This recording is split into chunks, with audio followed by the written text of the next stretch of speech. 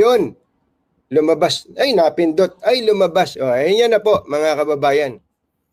So, yan po yung ilan sa mga insertions o amendment ni Senator Risa Hontiveros ayon mismo sa record ng Senado. Ano po? Ayan po, yan po ay ang total po pag nakita ninyo, mga kababayan, ay andito, nakikita niyo po ba to? Yan, itong iniikutan ko na yan. 3 billion 35 million 800,000. Tapos andyan po yung mga yung mga project. Andyan po yung project. Construction of multipurpose.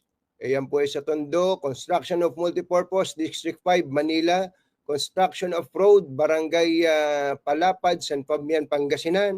Construction of road Barangay Kasampagan Laoca. Pero tigil muna ako dito. Tatanungin muna natin ang opisina ni Senator Risa Hontiveros. Baka kasi hindi alam ni Senator Risa Hontiveros to eh. Itinatanggi po ba nyo na sa inyo ito? Yun po ang tanong ko. Itinatanggi po ba ninyo na ito po ay amendment o insertion ni Senator Risa Hontiveros?